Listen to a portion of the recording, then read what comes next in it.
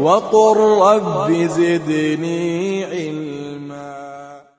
Cheikh Saadi alayhi rahmatullah, qu'Allah lui fasse miséricorde, il a dit dans sa parole, le titre de sa parole, il a dit Ma huwa udhruka indallah. Quelle est ton excuse auprès d'Allah? C'est ça le titre de la parole de Cheikh Saadi. Il a dit, il parle à tout le monde, il a dit quelle est ton excuse auprès d'Allah? Ton excuse, c'est-à-dire quelle est ton excuse pour laquelle tu n'apprends pas ta religion? Le Cheikh il a dit Faya ayyuhal mu'aridun an talabil ilm. Ô toi, ô vous qui vous détournez de la recherche de la science. Ô vous, musulmans, qui vous détournez de la recherche de la science. Oui.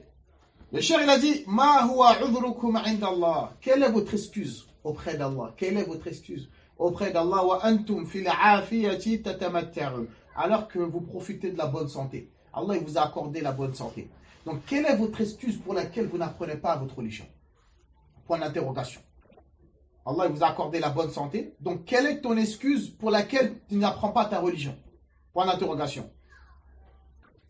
On n'a pas d'excuse. C'est ça le sens. Le Cheikh, il a dit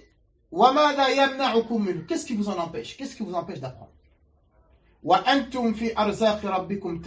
Alors qu'Allah il vous a accordé la subsistance. C'est Allah qui vous a donné à manger. C'est vrai ou c'est pas vrai? C'est Allah qui nous donne à boire. C'est l'oxygène d'Allah qu'on respire. Donc le Cheikh il a dit qu'est-ce qui vous empêche d'apprendre alors? Point d'interrogation.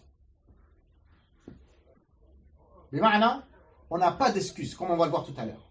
Les frères comme les sœurs, personne n'a d'excuse pour dire moi j'ai pas eu le temps ou moi je peux pas apprendre mon dîne. Il n'y a pas d'excuse en fait. On a le temps pour aller en vacances. C'est vrai ou c'est pas vrai? On a le temps de faire des restos. On a le temps d'aller au ski. On a le temps d'aller à la salle de sport, mais on n'a pas le temps d'apprendre. Vous pensez que c'est normal ça? C'est qu'il y a un problème quelque part. C'est qu'en fait, la science, on ne l'a pas mis dans nos priorités, on ne l'a pas mis dans nos bagages en fait. Quand tu veux faire quelque chose, tu trouves le temps de le faire. Le Cheikh il a dit est-ce que vous acceptez pour vous-même d'être comme des bestiaux, d'être comme des animaux? Parce que les animaux, eux, ils n'ont aucun but en fait dans la vie. Eux, c'est manger, boire et se promener. Il a dit, toi qui te dis musulman, est-ce que tu acceptes pour toi-même d'être comme un animal? Parce que quand tu es ignorant, on a dit que tu es comme un animal. Point d'interrogation. Tout ce que le Cheikh il est en train de dire là, c'est point d'interrogation et c'est toi-même qui dois te répondre. Chacun doit se répondre. Oui. Le Cheikh il a dit, Atakhtarun al-hawa ala al-huda? Vous acceptez la passion, l'ignorance et vous délaissez la guider, le droit chemin? Comment tu peux choisir l'ignorance? Parce que l'ignorance, ça va te faire suivre tes passions. L'ignorance te fait suivre tes passions. Et la science te fait suivre le droit chemin. Donc le Cheikh, il a dit, comment tu peux choisir la passion, tes passions, et délaisser le droit chemin? Le Cheikh, il a dit, Ataslukuna turuqal jahli. Comment acceptez-vous d'emprunter le chemin de l'ignorance? Alors que l'ignorance, c'est un chemin tordu. Le chemin de l'ignorance, c'est un chemin tordu. C'est un chemin inutile. Et vous délaissez le chemin de la science, qui est un chemin droit, clair et utile. C'est pas logique, en fait. Oui. Le Cheikh, il a dit, Atarda idha qila laka man rabbuka, wa ma nabiyuka, wa ma dinuka, wa man nabiyyuk, lam tahri al-jawab. Il a dit, est-ce que tu acceptes le jour où on va te questionner qui est ton Seigneur? Qui est ton messager? Qu'est-ce qui est ta religion? Et tu es incapable de répondre avec certitude. Mais maintenant, c'est la honte ça en fait. Qu'est-ce que tu vas dire? Le jour où on va te questionner, c'est qui ton Seigneur? Et Allah, tu ne peux pas le connaître si tu n'apprends pas. C'est pas possible. On va te questionner, qui est ton Seigneur? Qui est ton messager? Ton messager, tu ne peux pas le connaître si tu n'apprends pas. Si on te questionne, quelle est ta religion? Tu ne pourras pas répondre si tu n'apprends pas. L'islam, elle s'apprend. Donc le Cheikh il a dit, tu acceptes pour toi le jour où on va te questionner et tu es incapable de répondre avec certitude. C'est grave. C'est grave ça. C'est grave, qu'Allah nous en préserve. Qu'Allah nous en préserve. On doit préparer la réponse à ces questions-là. On doit les préparer, mais pour les préparer, il faut apprendre. Le Cheikh il a dit, وَإِذَا قِيلَ لَكَ كَيْفَ تُصَلِّ وَتَتَعَبَّدْ أَجَبْتَ بِغَيْرِ الصَّوَابِ. T'as pas honte quand on te pose la question, comment tu fais la prière? Et comment tu adores Allah? Tu es incapable de répondre correctement. Et certaines personnes, dans la communauté musulmane, tu leur poses la question, le dhuhr c'est combien de raka'at? Ils ne savent pas. Les jeunes, tu leur dis, la prière de 14 heures, c'est combien de rak'a, ils savent pas. Wallahi. Alors que la prière, ça va être la première chose que Allah il va te questionner yawm al-qiyamah. La première chose, c'est quoi? C'est la prière. Si la prière, elle est correcte, le prophète, il a dit, tout sera simplifié après, tout sera correct. Mais si la prière, elle est caduque, tout sera mort. Donc si toi, déjà, tu t'instruis pas, tu n'apprends même pas comment prier, comment ta prière peut être correcte? Il faut apprendre. Vous avez compris ça? Voyez. Le cher, il a dit, وَكَيْفَ تَشْتَرِي وَتَبِيعْ وَأَنْتَ لَمْ تَعْرِفِ الْحَلَالَ مِنَ الْحَرَامِ. Comment toi, musulman, tu peux vendre, tu peux acheter, alors toi, tu es dans l'incapacité de distinguer le halal du haram. Parce que le musulman, il y a certaines choses qui sont haram, tu n'as pas le droit de l'acheter. Vous êtes d'accord avec moi? Il y a certaines choses qui sont haram, tu n'as pas le droit de le vendre. Mais si toi, tu es ignorant, tu vas vendre ce qui est haram et tu vas acheter ce qui est haram parce que tu ne sais pas.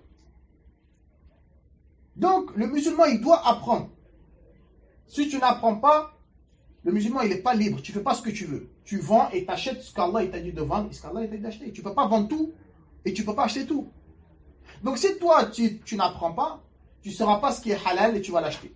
Ce qui est haram et tu vas l'acheter. Tu ne sauras pas ce qui est haram et tu vas le vendre.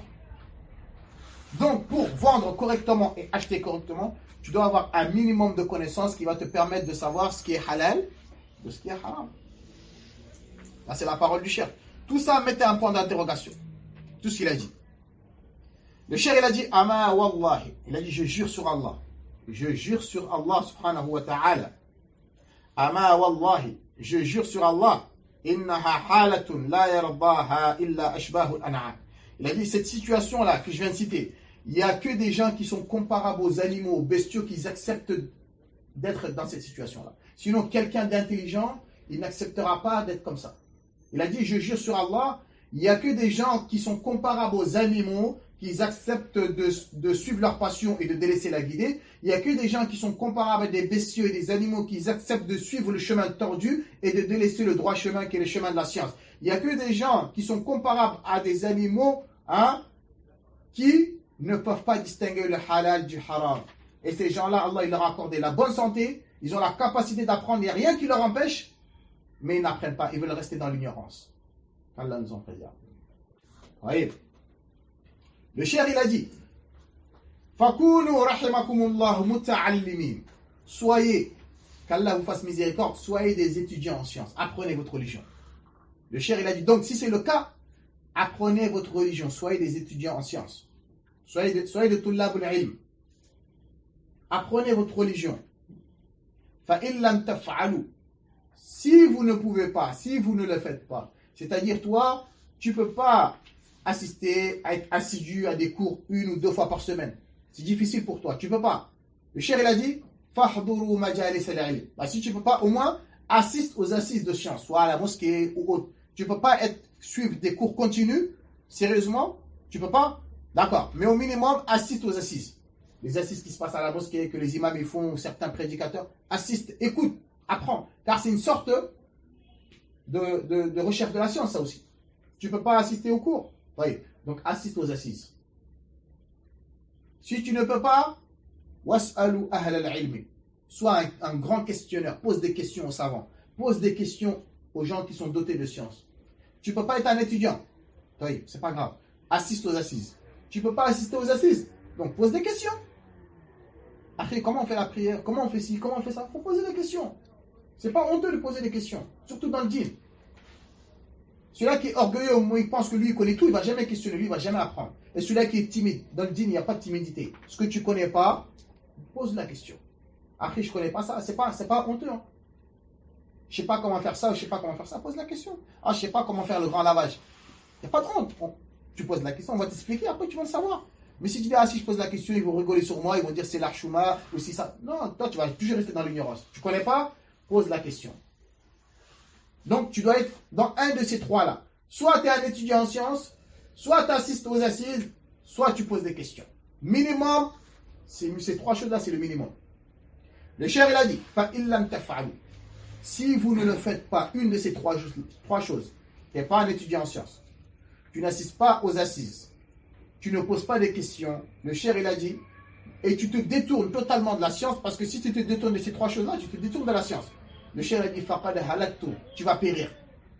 Wa kuntum min al-khasirin. Tu seras parmi les perdants. Celui qui n'est pas à la recherche de la science. Celui qui n'assiste pas aux assises. Celui qui ne pose pas de questions ce qui concerne sa religion. Le cher, il a dit qu'Allah lui fasse miséricorde, tu vas périr. Tu vas te diriger tout droit vers l'enfer et tu seras parmi les perdants. Bila shakka wala rayb, sans aucun doute. Donc soit tu apprends, soit tu assistes aux assises, soit tu poses des questions. Le cher, il a dit, Ama alimtum, ne savez-vous pas anna al-ishtighal bil-ilmi min ajalli al-ibadat. Le fait de se préoccuper, d'apprendre la religion, ça fait partie des actes d'adoration les plus méritoires. Le fait d'apprendre le djinn, ça fait partie des actes d'adoration les plus méritoires, les plus aimés auprès d'Allah. Pourquoi? Parce que tout ce que tu peux faire dans la religion, tu ne peux pas le faire sans science. Vous êtes d'accord avec moi ou pas? Est-ce que je peux prier alors que je ne sais pas comment prier? C'est impossible. Tout ce que tu fais, il faut que tu saches comment le faire. Mais c'est pour ça que la science, elle est au-dessus de tout. Vous avez compris cela? Ça, c'est très important. Le cheikh, il a dit, il a dit une assise de science à laquelle tu assistes, une assise à laquelle tu as assisté, une assise de science à laquelle tu assistes, c'est mieux que toute la dunya, est-ce qu'elle contient? Une assise, hein? Une assise de science que tu assistes, que tu écoutes, hein? C'est mieux que la dunya. Si on te donnait même toute la dunya avec tous les milliards, avec tout l'or, avec tout le diamant, le fait d'assister à une assise de science, c'est mieux que la dunya et tout ce qu'elle contient. Mais le ma'na, c'est qu'en fait, une assise de science à laquelle tu assistes, tu peux entendre une parole qui va te sauver du feu de l'enfer. Une parole tu peux entendre qui va te sauver du feu de l'enfer. La dunya, tu peux l'avoir, mais ce n'est pas une cause que ça va te sauver de l'enfer. Une assise de science que tu assistes, on va te dire, Qala Allah, Allah il a dit comme ça, le prophète il a dit comme ça, peut-être toi tu faisais le contraire. Ça va te travailler et tu vas délaisser ce que tu faisais. Peut-être par cette cause-là, Allah il va t'épargner du feu de l'enfer. Les assises là, les frères, c'est important. Je vous le dis, je le répète, les sœurs, celui qui vient et qui assiste, il ne vient pas pour moi, mais il vient, vous venez pour vous-même. C'est ça qu'on doit comprendre, c'est vital. On a plus besoin de la science que de manger et de boire. Est-ce que vous avez compris ça? Donc préoccupons-nous d'apprendre notre religion, notre dîme. C'est important.